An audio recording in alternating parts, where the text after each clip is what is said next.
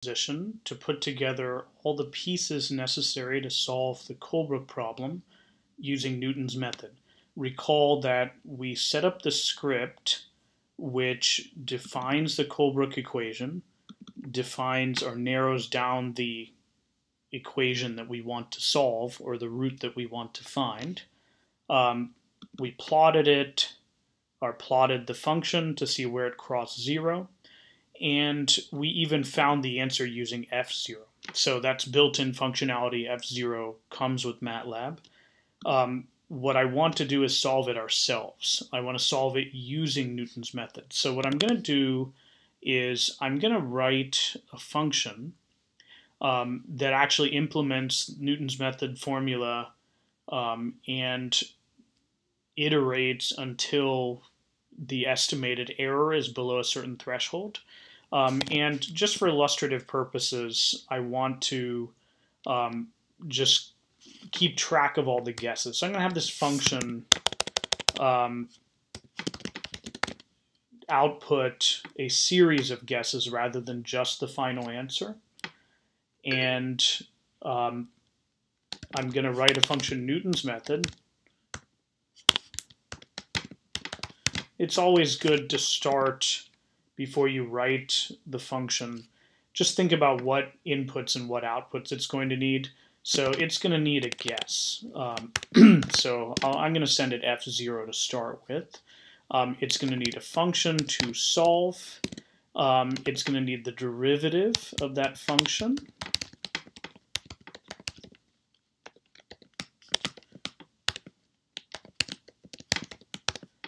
And it's going to need some sort of error tolerance. I'm going to use 0.1%.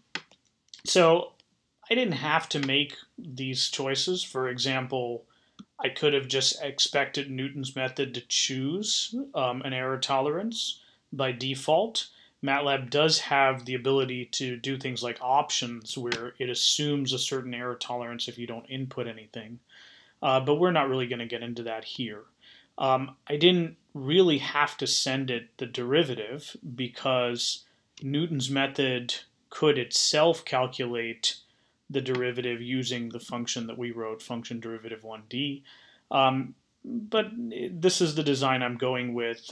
Perhaps the user would rather type in or specify the derivative themselves rather than using MATLAB's symbolic functionality to do the calculation. So again, there's more than one way of doing this.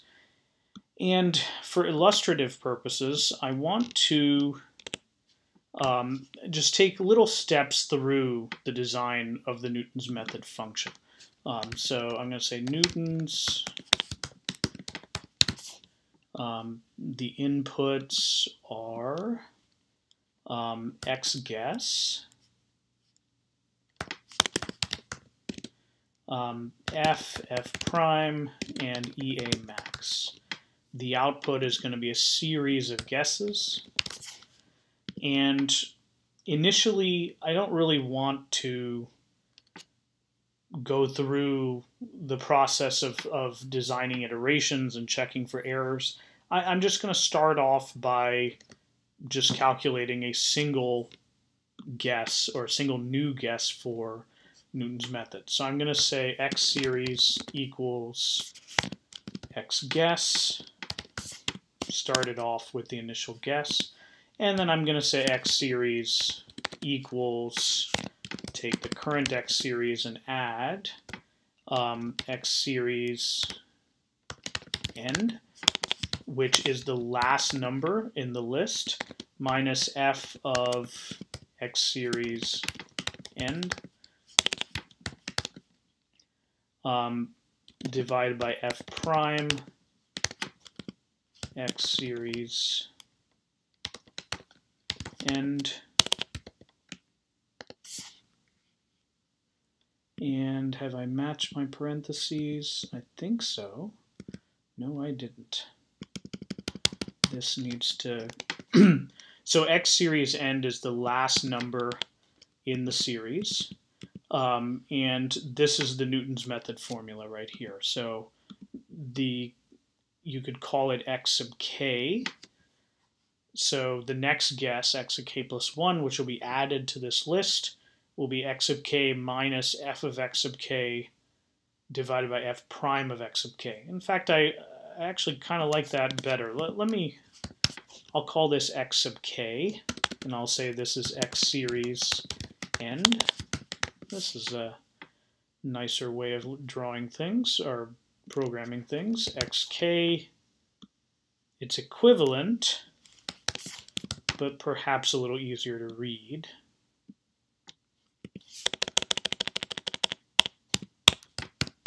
There we go. And these spaces, maybe that's a little easier to read. So this is how we get our next guess by Newton's method. So I'm not trying to be too ambitious in my first run through. I actually just coded a Newton's method function that performs a single guess. So let's actually try that. Okay, as usual, I'm missing ends. Okay. What it did was it took the Blasius guess, 0.0292.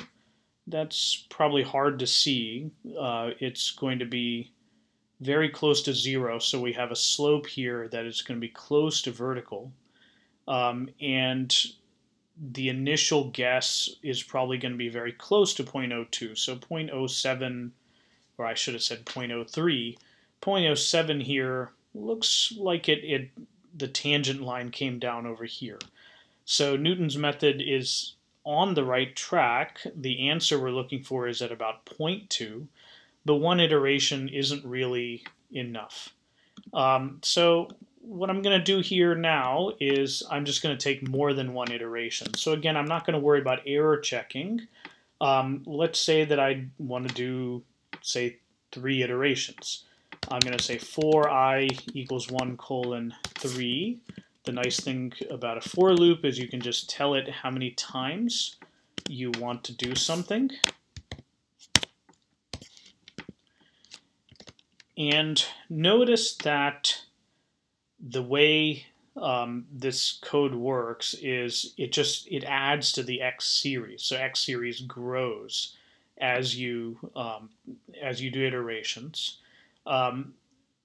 Well, I'm not going to do this, but one thing MATLAB is going to complain about is that this code doesn't tell it how big x series is going to be, and so if I want the code to run faster, I could start or initiate a list that is actually the right length. So I could make a list of 3 numbers and then fill in the list, and MATLAB will run faster, but that's not really our focus right now.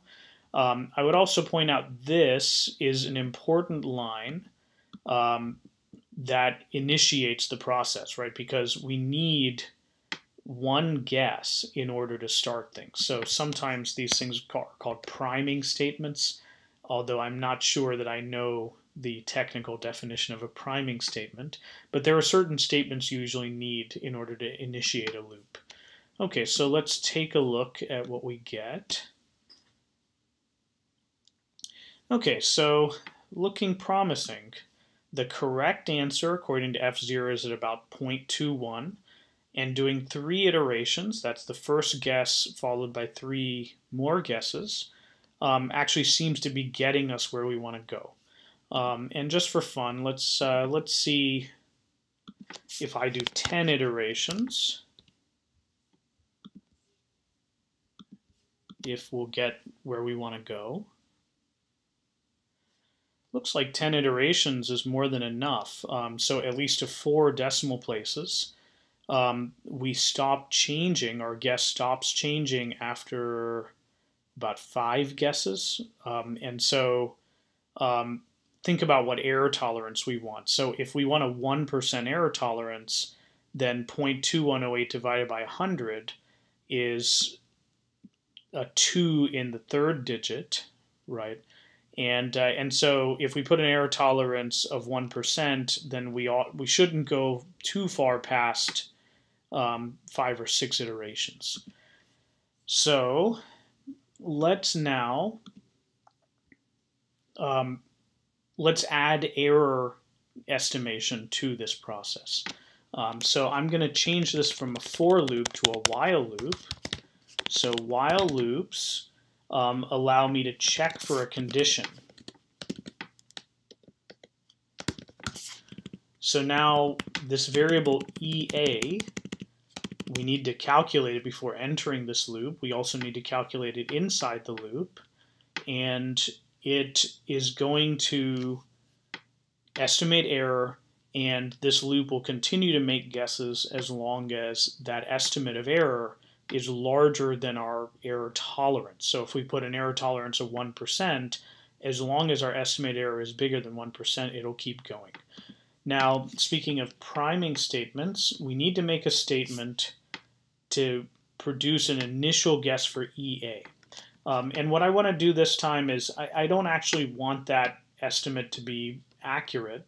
I just want to make it so the program does at least one iteration. So I'm going to say EA is equal to EA max plus 1. And this ensures that this condition is going to be true the first time the loop is encountered, right? Because EA max plus 1 is always going to be greater than EA, regardless of what it is. And only after we've done at least one iteration am I going to calculate the approximate error. So I'm going to say approximate error open method. So an open method is in contrast to a bracketing method. And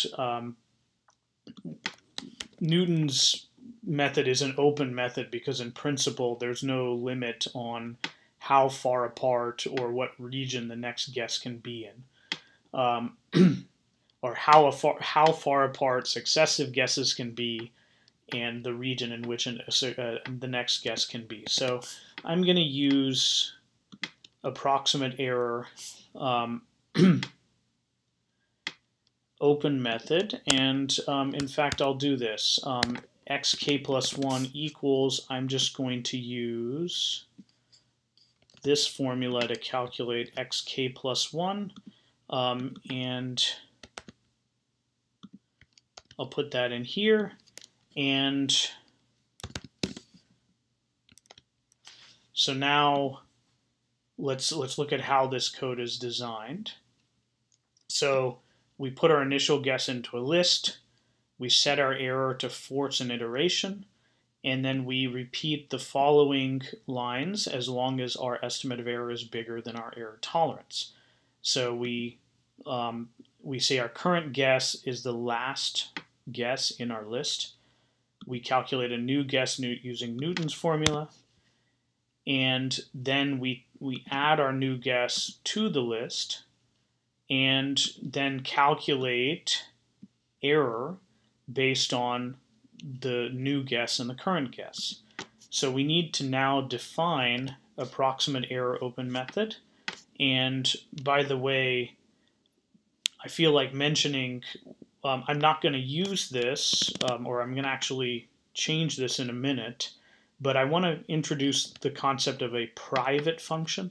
So I can define approximate error open method below Newton's method. Now the function Newton's method will be visible to the Colebrook script because there will be an M file by the name of Newton's method. If I create additional functions below, those functions will not be visible to scripts that are outside this file because there's no M file by this name. So this is not what I want actually, because this particular function, there are other open methods, and this is the kind of function that I wouldn't want to be a private function, but I want to illustrate that private functions exist, and so once we get this working, I'm going to move this into its own Excel file. Okay, so now our error estimate, when in the video about Newton's method, we talked about this.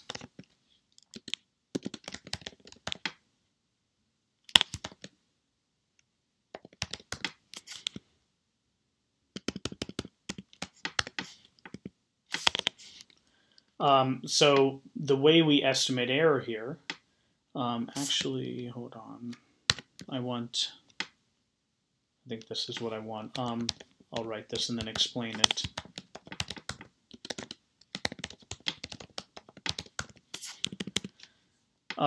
What I'm doing here is I'm just looking at the change between successive guesses, and then I'm scaling it to the current guess.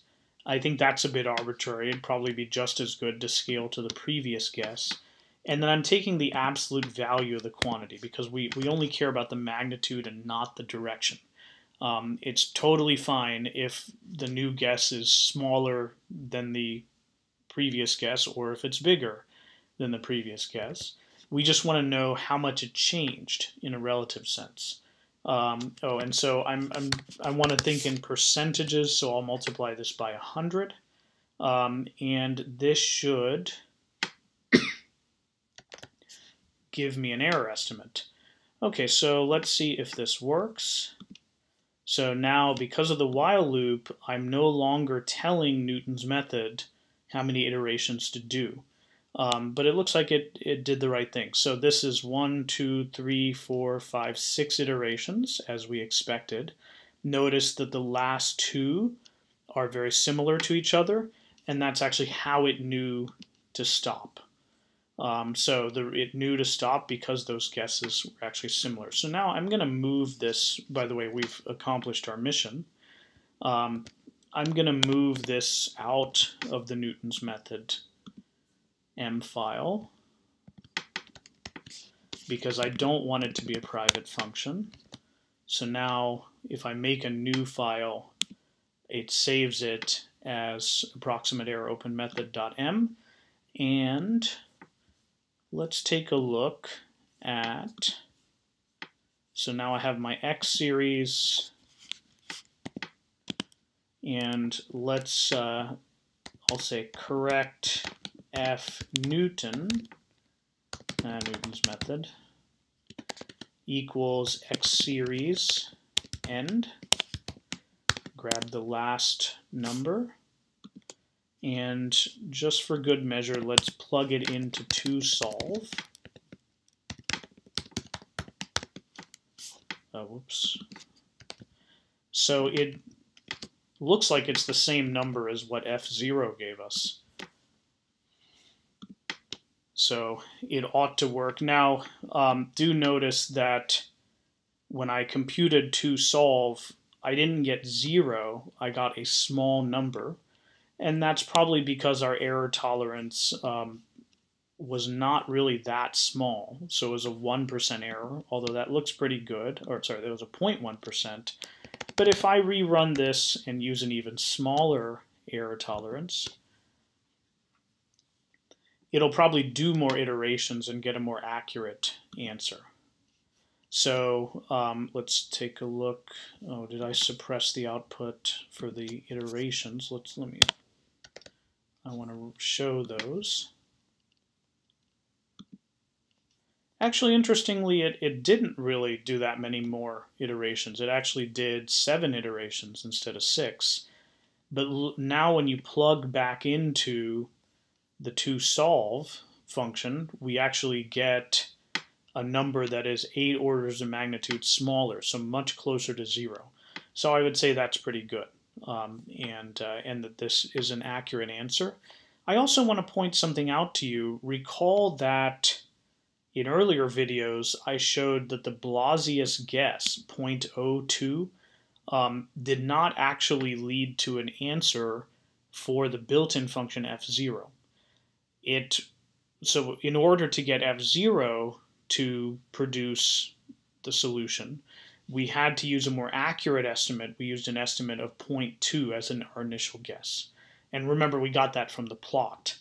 However, in this case, Newton's method actually does converge to the right answer, despite not getting a very good guess. So in this particular case, Newton's method actually performs better than the built-in function f0. That is not typical. Typically, the built-in functions will perform better than the code you write yourself, but it's also not unusual for your code to perform better than the built-in functions, because quite often you know your problem better than whoever wrote the built-in function. So that concludes this video.